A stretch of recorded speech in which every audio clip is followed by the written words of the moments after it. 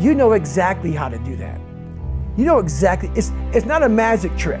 It's all back down to a very primitive mindset of we just have to do. It's like breathing. Breathing becomes normal. Like we don't even know that we're doing it. That's how you have to live your life. When that alarm clock goes off at 4 or 5 in the morning, your mind says no. You just say, this is what we do. It's what we do now. Because to get to where you want to go, the amount of pain involved, I'm not saying physical, I'm not saying you got to break yourself off. The amount of mental pain of how many times you're going to have to do something that you don't want to do to get to where you want to go is going to be, there's going to be more times you do something that you don't want to do than you are going to want to do it. And that's your new norm. That's your new norm. So then it's like breathing. And then once you do this over and over and over again, it becomes like breathing.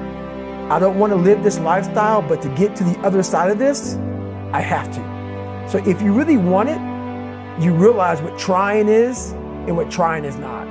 If I didn't put myself in a very uncomfortable place.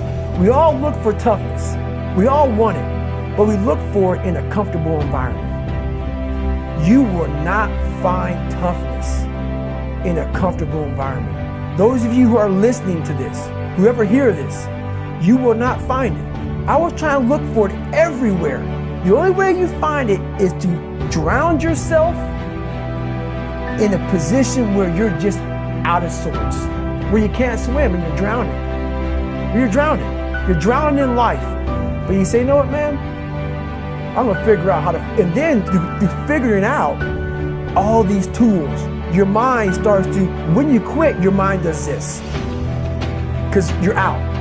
Once you say, I'm not gonna quit, this is the 40%. When you quit, your mind says, we're done. So it doesn't expand. There's no expansion when you quit. When you say, this sucks, I'm drowning, I'm miserable, I'm suffering, I'm broken, but I'm not going anywhere. What happens to your mind is it does this.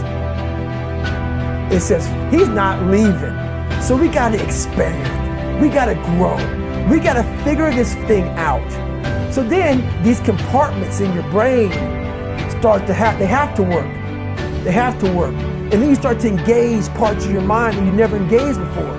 But you can't engage it by sitting back in these nice chairs talking about what I want to do. That's where the 40% thing comes in. It comes in when you're in suffer mode and you say, I'm not going to quit. You're forcing your brain now to operate on a level it's not used to, but then it becomes used to it. Your brain is the most powerful weapon in the world.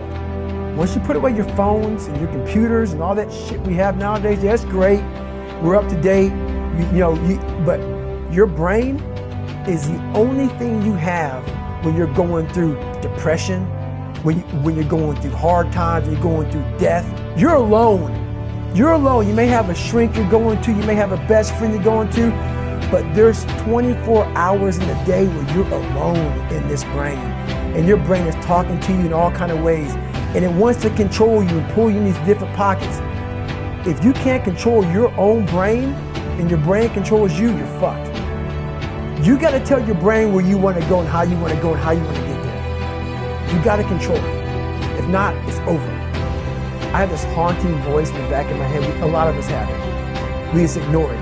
And it was there for years. So I knew in the back of my mind that I could pull off this whatever.